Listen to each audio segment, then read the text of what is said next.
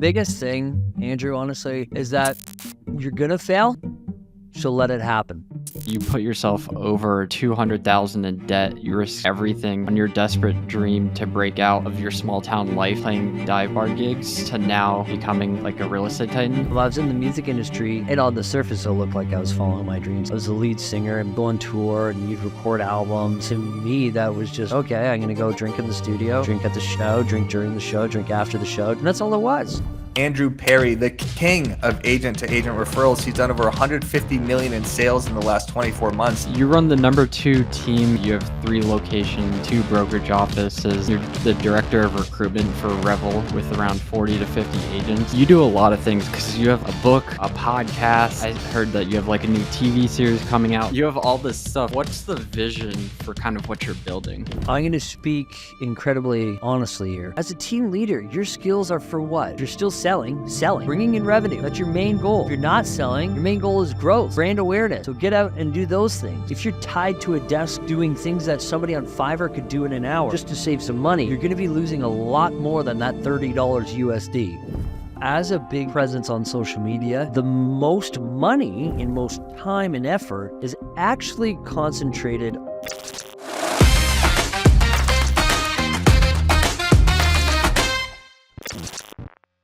You run the number 2 team in the Niagara region. The Finest States team has over 15 agents. You have 3 locations, 2 brokerage offices. You're the director of recruitment for Revel with around 40 to 50 agents, and you've done about 3 to 400 million since you've opened up your team. So I was curious, you do a lot of things because you have like a book, a podcast. I heard that you have like a new TV series coming out. Like you have all this stuff. What's the vision for kind of what you're building? You know what, man? That's a great question and way to open up the pod for sure. Because the vision, the journey, that's what's really important, and that's what's getting us out of bed every day. So the vision is that we have an internationally well-respected and well-known brand in the real estate space with whatever verticals come with that type of a business is what we want to provide as a service for our sellers. And what I mean by that is, majority of our clients are 55 plus. They have a cottage in Muskoka. They might have a home here in Niagara, and they might spend their winters in Florida or Arizona or Texas. And we want to be a part of that transaction and help with whatever that means. Does that mean getting projections on a vacation rental in Florida? Does that mean, finding out the best of the best in the Texas area who's going to be able to help our clients live that fine life? We created our podcast, The Fine Life Method, all around, the fact that our clients work so damn hard, to build equity in their home. And, sometimes that's the only savings they've got is only in their home. So we want to make sure that we're able to provide the same level of service no matter where our clients are. And so the big vision in order to help with that is to be international, to have, hundreds of agents worldwide, thousands of agents worldwide that are going to be able to help facilitate our mission statement, which is to help our clients live that fine life and be able to, enjoy the fruits of their labor.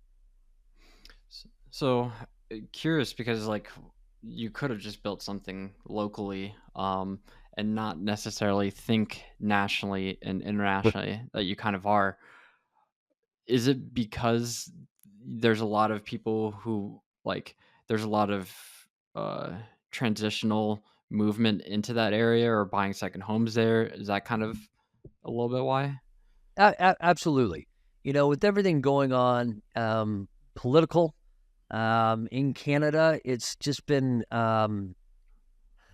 we've seen, I don't want to say a mass exodus, but we've seen a lot of our clients, a lot of our business partners kind of jump ship and go over into the United States market, the American market, and they're finding a lot of success and they're loving it, and we want to be able to, like I said, be a part of that.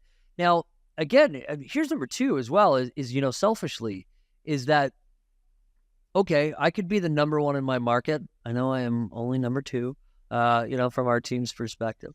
But you could be number one in your market, and okay, you might have a GCI gross of 1 million, 2 million, 1.5 million, but is that really enough these days?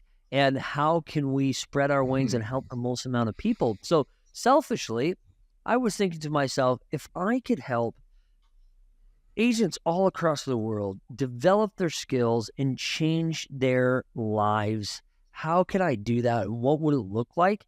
And it just made sense to get into other markets. I mean, my business is 90% agent-to-agent referrals. My network is global already.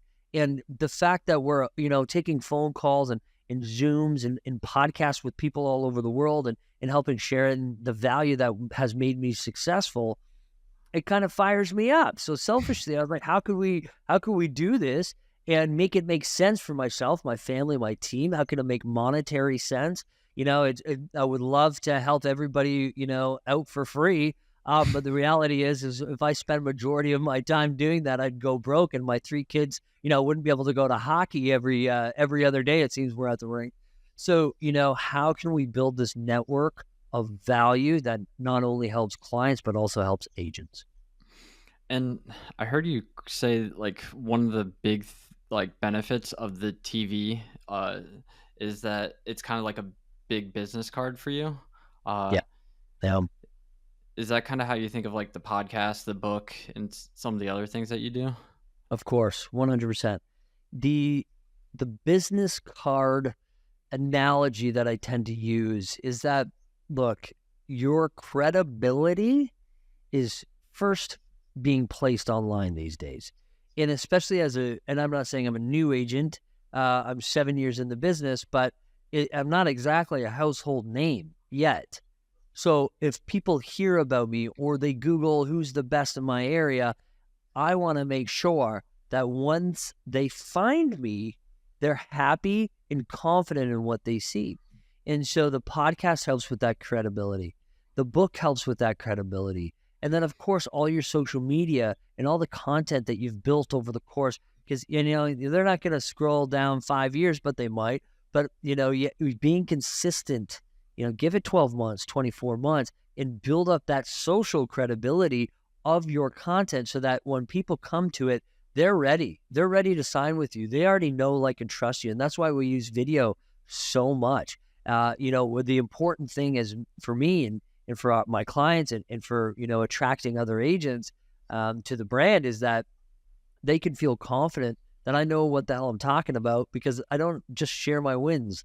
I share my losses as well, because that's the only way we learn. And if you're not failing, you're not moving forward. So that's why we treat everything as, it's all intentional. We treat all of our social media platforms, putting our signs out front. It's all to build that credibility as one big business card. And unfortunately, you can't fit all of that onto a 2-inch by 4-inch little piece of paper, right?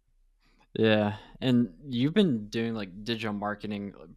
You're one of the first, like, in your region, like you're top when it comes to like social media marketing presence.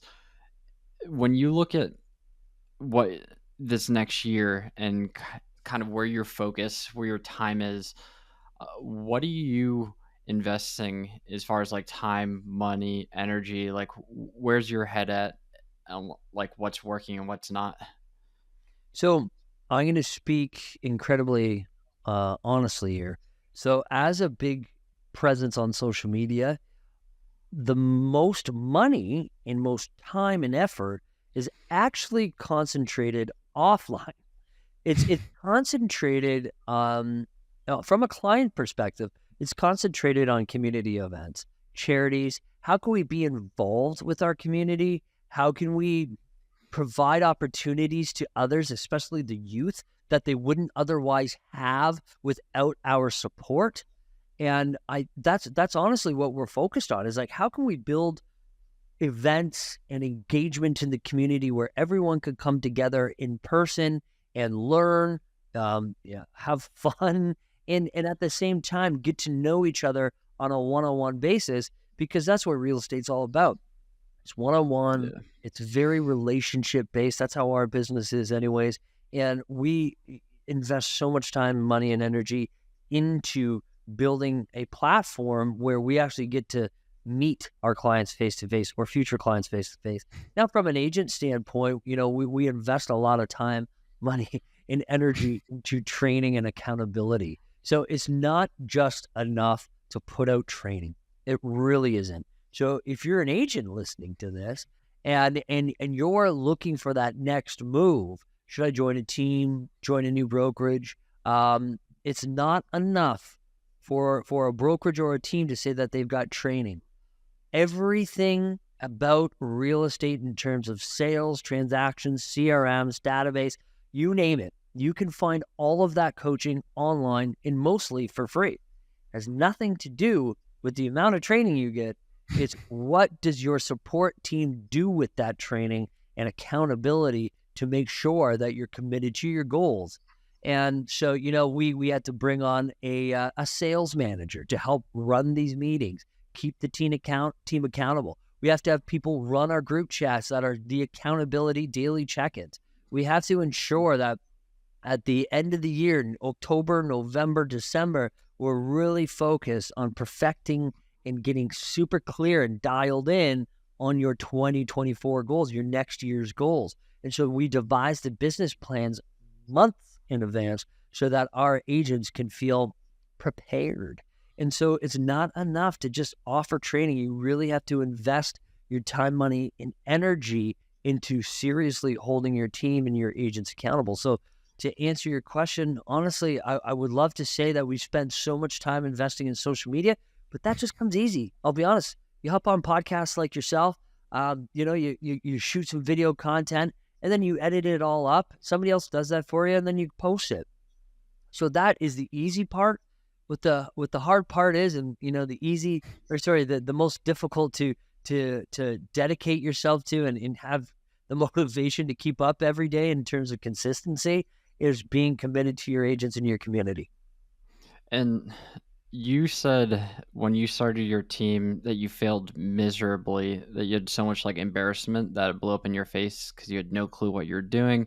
You thought you knew from a marketing standpoint what you're doing, but there's no structure, processes, and systems in place. Yep. Because I feel like that transition from a high performing salesperson to a high performing leader, it's sometimes a hard switch to navigate. So if you're speaking to someone who's building their team and the lessons that you've learned, what structure and things that you have to put into place?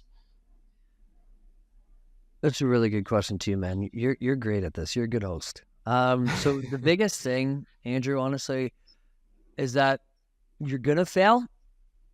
So let it happen. Your team's gonna fail. Your admins are gonna fail. Let it happen. Don't breathe down their neck. Don't get them in shit. All right. It's all about being able to support them in the growth, because they're gonna fail and you're gonna fail. So just learn from it. That's number one. And number two is that not only should you always be learning, you should dedicate every 6 to 12 months to do something big in terms of change, and allow people to be a part of that change. Allow your team to provide you insights, feedback, ideas, innovation of how you can do things better. The biggest mistake that I see from team leaders and why they lose agents, we've got team members that have been with us from the very beginning, and they don't have any intention of leaving because they love it and because they're a part of it. They've helped build it. The biggest mistake I've seen team leaders do is totally disregard that fact. They have their way of doing it, and that's the only way. It works for them. And then COVID hit, and online leads went down and more costly. The conversion rates went down, and having to, just having a simplified business as hiring an ISA, booking appointments, and have an agent show up and making money was gone out the window. There was no sales training. There was no adaptability to the changing market because the team leaders weren't willing to change. They threw all their money at certain lead vehicles that weren't working anymore because that's all they knew how to do. And then that's when our teams, the teams like mine who were fluid and were able to change and pivot on a dime, we were the ones that came up successful. And now we're already moved on to new things. So be open to change and change frequently, and make sure that you're learning from your failures, but also promoting others to do the same. I think that's super important. Yeah, I think that's big and often lost. When back in like 10 or not 10 years, maybe like 5-7 years ago, I kind of went through this journey of like losing weight because I used to be overweight as a kid, and I lost weight from like this low carb keto and paleo type, and I had people like come to me and say, hey, how could I lose weight? And I would say, this is what I did. This is the meal plan. This is kind of the diet that worked, the exercise plan. And what I kind of learned throughout all this was that I was trying to tell people, all these people who came to me to try to be like their fitness coach. And I would say, this is the way, this is the best way to do things. And like, it kind of went down this path of like, this is kind of the only way. And I feel like teams, especially in sales organizations, like you build your business one way, and you can kind of lose sight that when you bring on a wide like range of people to the team, they're going to build their business all a couple different ways. Of Like, course. what's your thought on that? Because you have a lot of experience in recruiting, training. Yeah. You're absolutely right. The thing is that there's so many different personalities, age groups. Okay, could I be Andy Elliott? Shout out to him. He's a great sales trainer, and obviously he has his way of doing things. But could you force people to do that stuff and have them find success? Absolutely. But there's so many different people that learn in different ways, and just because you have to enjoy the process as well. So where I was going with the Andy Elliott comment is, if we were to force people to door knock 24/7 and that's the only thing they would do, and they were super uncomfortable about it and they hated it, but they were good in other areas like social media, database, referrals, why would we force them to only do things one way? I mean, I know that if you have the proper scripts and you're in a market where you know that all these homes are going for sale, historically, they turn over fairly quickly. You can easily door knock that neighborhood and convert 2 to 10 people in a matter of 30 to 60 days. But if you're not enjoying the process and people are leaving your team, is it really, really worth it when they had other amazing attributes or other ways of learning? So you have to be open to that, and you have to be respectful of that. And, I didn't really understand that at first. And that's why I hired Andrea, Crystal.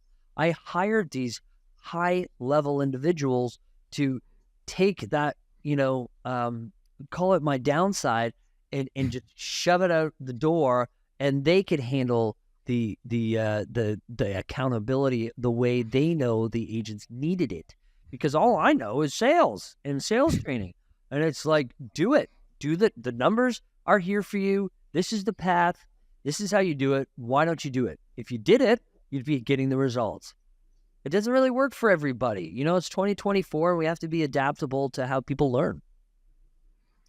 So which one would you say is more important, hiring the person or building the system and having them build it?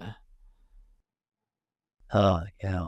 So that's a good question. I guess it all just kind of depends on you as a team leader. So for me, I know what I want. I don't know necessarily how to build it, how I envision it to look during the process, but I know what I, want to put my final stamp of approval on. So Dan Martell taught me this. He taught me the 10-80-10 rule. So the 10%, the team leader comes up with the idea. The team is going to go take it back, to the office, work on it, put in the 80%, all the meat and potatoes, and I'm going to come in for the last 10% and put my stamp of approval or to rework it. The thing is that you should never try to involve yourself in those types of systems if you're no good at building systems. So hire someone, And the biggest thing is I understand you're going to look at it and be like, well, if I want to hire somebody, with the knowledge and experience to get something like that done, especially from a salary standpoint, they're going to want what, 40,000, 50,000, 60,000 plus. But I don't want you to think about it that way. Don't think about it as a $60,000 expense. Break it down by 12 months. Start there. Is 2,000 enough for you? 3,000? If you were doing a deal a month, could you afford $4,000 a month? So you're only doing 12 deals a month, but you're doing them efficiently and setting yourself up for growth for the next year? Because I've learned that if you take your ego out of it and allow others who have strengths in certain areas like building systems, you put them first and let them work on what they're good at and just back off. Because I've interrupted many things that, I thought I was doing the right thing. And, you step back and you realize that, hey, you got to let the people who know what they're doing get more involved in something like that. Systems are for organized people. Me, I'm not organized. I just follow my calendar and people help me build that. Yeah, it's a lot of the times being like the idea person or the visionary, like your head's all over the place. You want to do all these things and trying to like build out an SOP or a training. It's not necessarily going to be like your strong suit. Absolutely. And also that is that it's also from Dan Martell, buy back your time, is that you shouldn't be doing that. As a team leader, your skills are for what? If you're still selling, bringing in revenue. That's your main goal. If you're not selling, your main goal is growth, development, brand awareness. So get out and do those things. Those are the most important things. If you're tied to a desk doing things that somebody on Fiverr could do in an hour just to save some money, you're going to be losing a lot more than that $30 USD. Yeah, and you had a good point where it's like not thinking in terms of salary and thinking in terms of like monthly, because it's like if it doesn't work out in 30 or 90 days, you can always like let them go or diverge after that. Yep. So I was curious, when it comes to like the training side, do you follow Dan Martell's camcorder method, where it's like recording yourself with like Loom or something, or how do you guys kind of go through that? What do you mean? I mean, I don't do a lot of virtual things. So like Dan Martell has a camcorder method. Yeah, since you're not really doing like the marketing stuff virtually, Yeah. How do you set up that training for agents so that they have something to learn, and then how do you keep them accountable with all of the training? So the training starts on its basic level. It's the 5 a.m. email club. So every morning I wake up at 4:30. I prepare a fresh email. Yes, sometimes I'll create a draft of something that I want to say. Sometimes, but it's usually a fresh idea, a fresh email that I create every single morning before I get out to the gym. And it's designed to motivate and also provide tactical information for our team members to get started on the day and go out and absolutely kill it. Now, it's easy to get motivated, but how do you stay dedicated and disciplined to do it consistently? And, one of the ways is you got to check in, man. Inspect what you expect. Remember that. You take one thing away is inspect what you expect. If you're a team leader, just tattoo that to the back of your wrist and implement it every day. If you told somebody to do something, if they've got leads and you're just expecting them to follow through with it without communication or accountability, they're not going to do it. I wouldn't do it. I didn't hire a coach to tell me what to do. I hired a coach to hold me accountable to make sure I do it. There's a big difference. And so that's what we do. First, we send out our emails. There's training, there's motivation in it. Then at 8 a.m., they're required to check in with their appointments for the day in the group chat. And then at 4 p.m., they're supposed to give us a recap on the day, plus their night appointments or their tomorrow's appointments. Then 8 a.m. the next day, they check in and do it all over again. So that's the accountability number one. And then we have weekly team and sales meetings every Monday at 10:30. And then immediately after, we do our one-on-ones. So it's 15 minutes per agent. We go in, it's high level, it's who you're talking to, what's the pain points, why haven't they converted, how can we help provide value to help convert that lead, or, personal, hey, trying to work out at the gym, I just can't get this done, I don't know where to go, I don't know how to do it.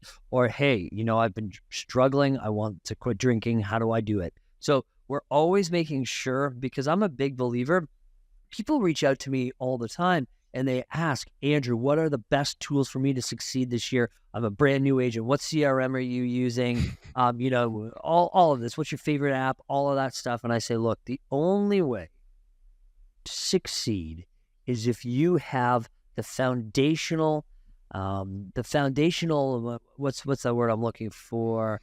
Attributes. There you go. If you have the foundational attributes to ensure that you're ready and prepared to take on something like real estate. Say you have to be, if you're not right in your mind, you're not going to be right at work. So that means get your diet right, get your alcohol consumption right, make sure you're working out, make sure you're reading, make sure that your personal development is on point. So that's how we also hold them accountable and train them, because it's not just sales tactics, it's personal development. We're super key. So then after our daily check-ins and after our one-on-ones and after our sales meeting, it's all about follow-up and ensuring that we're supporting our agents from there. Training's always in person. Nice. So how do you program or reprogram someone's mind to to instill that growth mentality? Because we can all kind of trip up in those areas, like health. Oh, yeah. Alcohol, life, relationships. How do you manage that, especially in other people? It's difficult. One way that you could, I've had experience in past sales teams. We're going to be rolling something out like this. Is you build your community. You really do. You build the community. You build friendly competition. For example, our team has a baseball team. So we get together quite frequently. So if one person's falling behind, they almost feel bad about it that they're letting the team behind, right? They're letting the team fall behind. So we really invest in the culture aspects, and that's kind of how people stay on track. And they know I work out. I post it very, very publicly. And, I'll have high school friends message me like, are you posting, on your stories working out in the cold? I'm like, yeah, I do. It's not to motivate you. I don't care about you. We're best friends. We've known each other for 30 years. It's to motivate people to see that, look, this guy in December was diagnosed with cancer, JAK2. It's a blood cancer. It's insignificant. I'm basically going to forget all about it and just focus on my health. And, he could have been dilapidated and just hung out on the couch and, whatever. But no, I used it as a tool to propel me further, faster, better, more optimized. And I want people to see that. We all have struggles. Some are a little bit harder, more difficult, or easier than each other's. But we all are dealing with something. And if my team can see me go out there every single day, get to the gym by 6, let me start that routine just so if anybody's writing this down, here's my morning routine. So if my team can see me wake up at 4:30, do my gratitude journal, pray, meditate, and get those emails out by 5:30, hit the gym by 6, back for breakfast by 7:05, hang out with my family as they're getting ready before school, off to the office, get there before everybody else, and still maintain a level of freedom. I go home at 4 o'clock and I don't work weekends. And so if I can present that to my team every single day, people in my network, people that I don't even know, it's just going to make them feel a little bit more committed to me and committed to the team goal. So, people are always looking for this shiny new object. How do you keep things organized? How do you keep things, accountable? Is it a program? Is it a spreadsheet? Is it, a CRM? Yeah, we have all those things, but that's not what works. What works is how you are perceived and how your team perceives themselves in terms of value as a person that really is going to hold them accountable to their goals.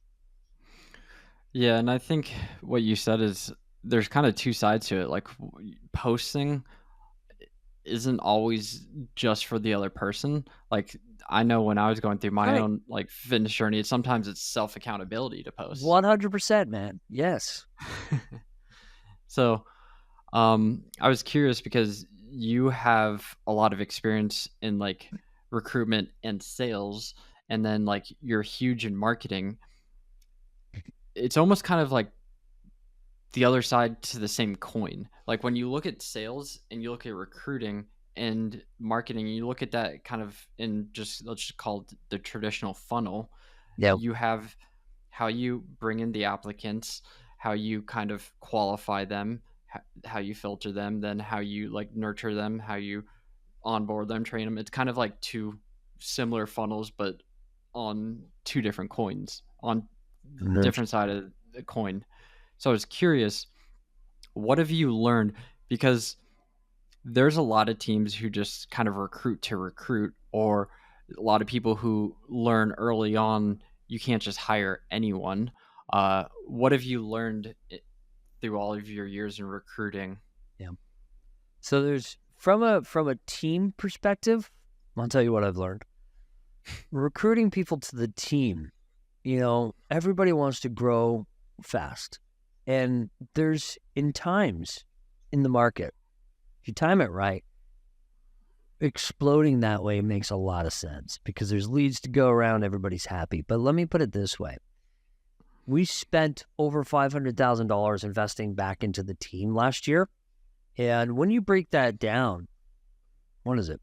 $3,000, $7,000, $8,000 a month just to keep every agent. 2 years ago, it cost me $72,000 just to have you on my team.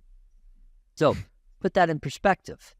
If we're just hiring for the sake of hiring and nobody's selling, you sell zero, you sell $50,000, you sell $80,000, what's the point? The point is that I'm losing a lot of money is what the point is. And, it just doesn't make any sense. Now, from a brokerage standpoint, what I've learned is that everybody is so different. When I started, it was what's your lowest split and leave me alone. I want training, whatever, but I just want to go. I don't want to be bothered. How can I go out and kill it? I want the lowest split. Now, what I've noticed over the past 2 to 3 years is the first question is like, how are you guys going to support me? Do you have teams? How do I join a team? It's less of, I always ask this, what's the most important to you? What is your most important goal in the first 12 months? What does it look like? Do you want to make, is it a goal? Is it a commission goal? Is it learning? Like, what does it look like for you? And almost 90% of all the people I recruited or interviewed over the past 2 years said, honestly, my first year, I just want to learn as much as possible and build a foundation for a great second and third year. So it was an interesting turn of events because brokerages offer a lot of support. 5 years ago, we were the best in the business because that's all we did was offer support. And now everybody else is offering support, and to each their own, whatever works for you. You're going to fail or succeed no matter where you go. How can you hit your goals a little faster? And so it was interesting to learn that all the new realtors these days are looking for support and looking for, just the most effective and healthy way to grow the real estate business. Whereas when I started, like I said, it just mattered about the lowest split and getting me out there to sell. I'll figure it out on my own. Yeah, it's interesting because there's probably still agents out there who just come to you and say, well, what leads are you going to give me, or like what split? But have you found that by like building your brand, you attract different people as a result? Yeah, I love that. It goes back, you hear people talk about this, coaches all the time, and, you attract your tribe, right? Attract your tribe. And it's so true. It's so true. The quality of people that reach out to me and ask for opportunities are insane. That's why we've been able to grow, is because they understand what I'm about. They understand that there's ethics, morals, success, support, and value, because I offer it to everybody for free. So how do we work together on a closer, more intimate basis so that you can, even step up that level of service and value? And people know that I have to be, and I'm speaking in terms of them now, I have to be ready to accept this kind of a role. And so by the time people get to me, it's like when I first started marketing, based on putting out videos when nobody was putting out videos. Sellers and buyers would just come to me, and they already know, like, and trust me, so they're ready to sign, ready to work with me. And it's the same thing with agents now. When I'm attracting them through social media, they feel like they know me, and the caliber that I bring and value that I bring is going to up their game. So when they come to me, they're in a full suit, they're fully presented. I don't have anybody that comes in interviews for my team shows up looking like a scrub or a non-professional. These are people that are showing up in suit and ties, blazers, and they're ready to rock. They're prepared. It's been amazing. And I just think that your perception is reality. It really is. So if you have a bad perception on social media, you're not going to attract the right people. And people can smell the shit, man. They can smell your Lamborghini. They don't give a crap. You might attract some, and again, I'm not judging or putting people down, but you might attract people that are in it for the wrong reasons. Yeah. Right? And they know that I'm a person of substance. And everybody on my team, I love them all dearly because they're all substance-oriented people as well. So why did you decide to go down the path of the podcasts? Because you could have done you could have done like home tours. Like there's a lot of different ways to do video. Yep. But you chose podcasts. So I was curious, how come? Just from its very basic principle is that I just like to talk. I like to meet new people. I like to hear what they have to say. I like to learn. It originally started because I was on a mission to learn as much as I could about the top selling people, not only just because one of my first podcasts called The Daily Reel was actually on the Toronto Caribbean Network, TCN.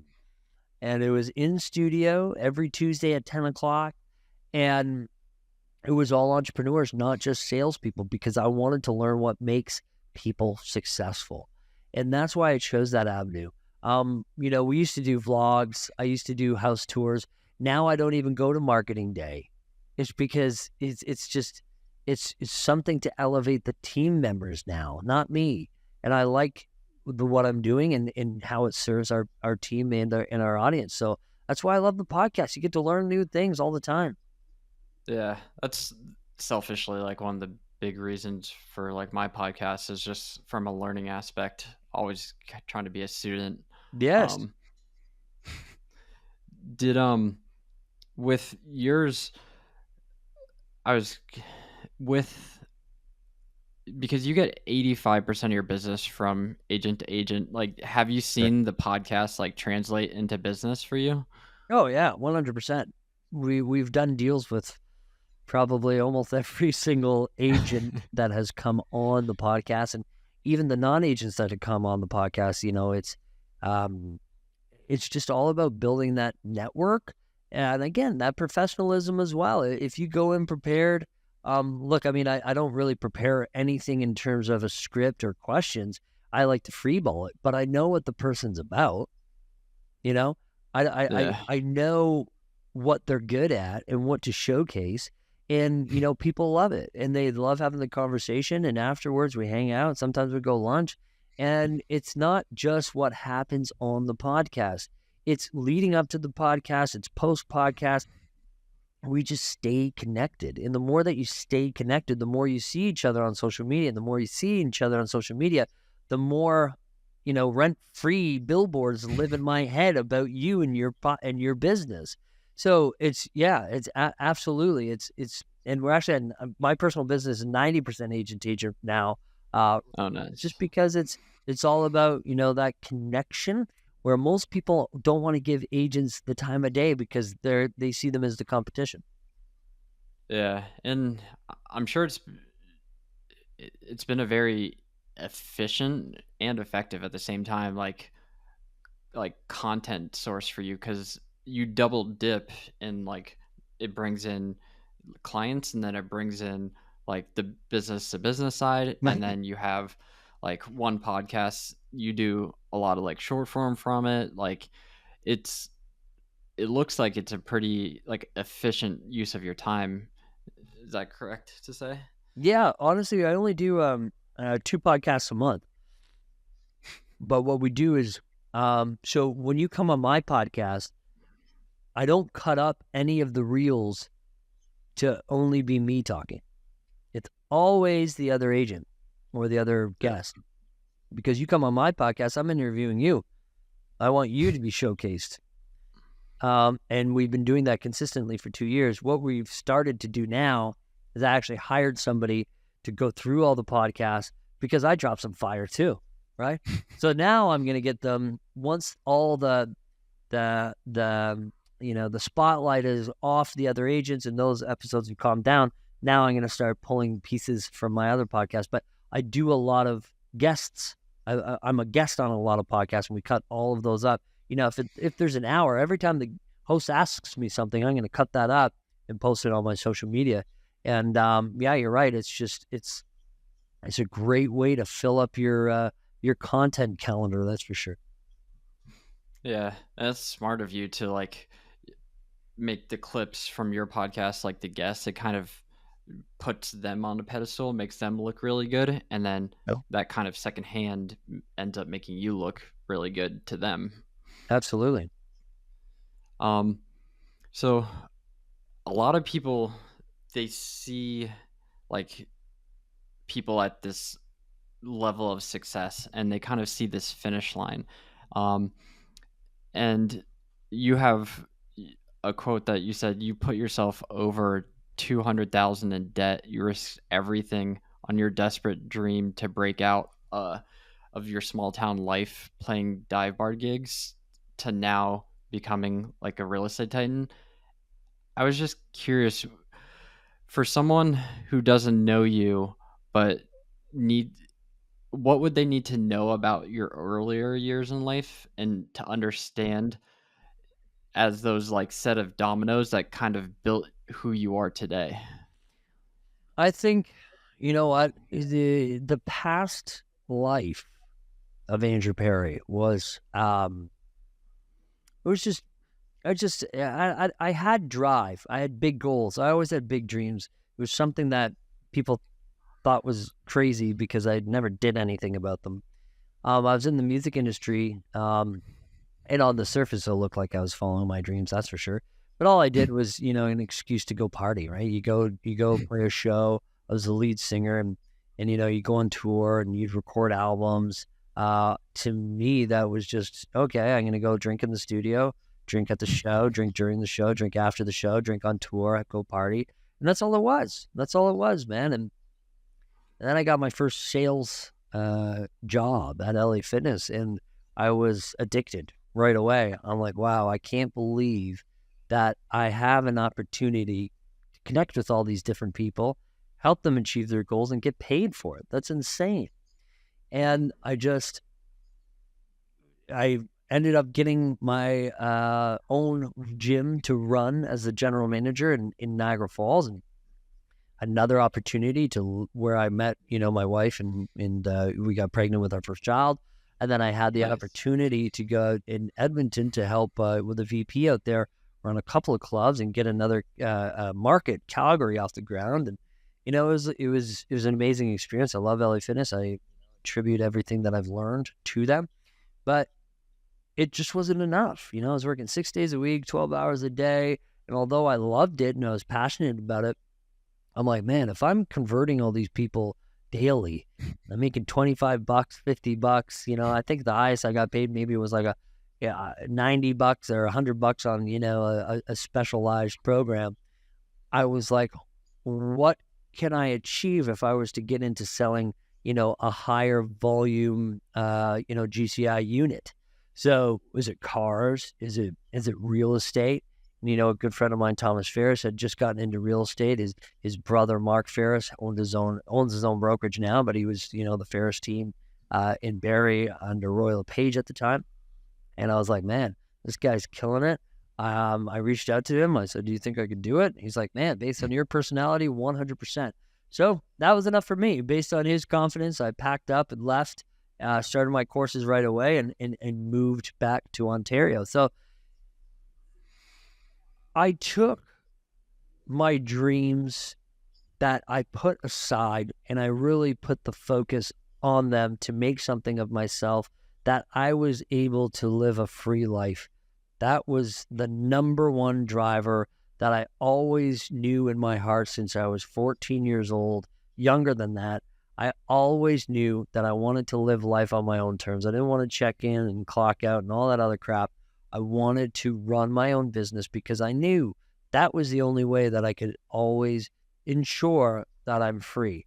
Yes, do business owners work overtime for no pay? Do business owners, sometimes never go outside because they're servicing all their clients and working on paperwork, doing their own taxes? Yeah, of course. But you know what? If you play your cards right and you put in the level of, change that requires to innovate a business, everything we talked about on the podcast so far, you're going to be able to control your business as opposed to the business controlling you. And you're going to be able to hire great people that eventually want that for themselves. Another thing too, before we log off, I've always explained to my realtors, if you're in the same position 2, 3, 4, 5 years, we'll love to keep you if that's what your goals are. But if your goal is to grow and succeed, and you guys are still here, we've failed you. So that's why we implemented, if you're good and you're dedicated and you're open-minded and you follow the systems and you bring new ideas to the table, you're going to go from an agent to a mentor, from a mentor to VP of sales, from VP of sales to a director to a regional manager. And as we grow, we're going to need people to fill in all these different positions. And so everybody that comes on our team is offered the same equal opportunity for exponential growth. They want to be more involved, we promote that. And that's just the way we do it. And that's the way that, I always wanted to run the team. It's not the Andrew Perrie team. If it was, I would make it the Andrew Perrie team. It's the Fine Estates team. Remove my face from all signs is what we did 3 years ago. And we wanted to make sure that everybody felt that they had their own brand working for a collective. Yeah, that's smart to do. You mentioned throughout all of this, there's kind of like a common thread of like growing, like being open to change and continuing to that next level. I was curious for anyone who's like what usually holds people back, because at each level it's just a new level. Yeah. And we hold ourselves back usually from getting over that like hump. What in your eyes holds people back and can help unlock some people? The biggest thing, man, is that everybody, especially today, everybody's so caught up in becoming the idea of success, the look of the lifestyle, that if they don't have it super quickly or right away or right now, they feel like a failure. And that's what social media does. I mean, you look at first-year realtors that are doing amazing and they drive a really nice car and they have a good suit on. It's easy to say to yourself, well, why isn't that me? And how can I do that? And they get caught up with it. And they say, so what happens with that is that they don't ask for help. They don't reach out. They don't connect with their database. They don't connect with their social media followers and friends. They're afraid to door knock. They're afraid to reach out for business because they feel like they've either failed or they're inferior, that if you put real estate in your title, you're automatically supposed to be a success or something. So no matter how successful you are, being able to ask for help is a massive, massive advantage for everybody. Yeah. And I think that's great. Where can people follow you if they want more? Yeah, so I post everything at the Andrew Perrie on Instagram. That's the easiest way to find me. You can give me a follow or a DM, and I'll follow back and respond. Nice. So everyone can go do that. So last question is, you talked about growth, learning from others, like Dan Martell. Yep. Who or what are you like learning from right now, or like what are you obsessed with right now? Like what's in your ears, or what are you looking at? Um, Honestly, I've been watching the growth of Patrick Bet David Mm, quite a bit. Quite a bit. It's been amazing to see. I had an opportunity to go smoke a cigar in the cigar lounge and with his entire team, which was amazing, by the way. And nice. I'm just watching this guy. I remember he put out this random like day in the life video like 5 or 10 years ago. I'm like, who the hell is this guy? And I just, I was motivated by him, but I didn't have any clue who he was. Who's this guy interviewing Kobe Bryant? Like, I had no idea who the hell he was.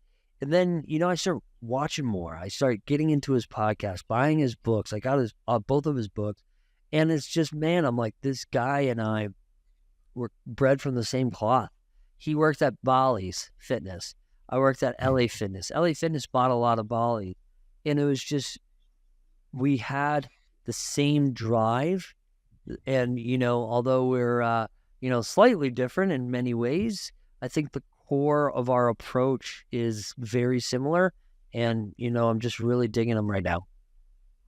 Nice. Well, I want to thank you for sharing, coming on, and helping out the industry, and then just being not just leading, but leading by example as well Yeah. on all levels. Well, thanks, buddy. I really appreciate the opportunity to hop on and have a conversation with you.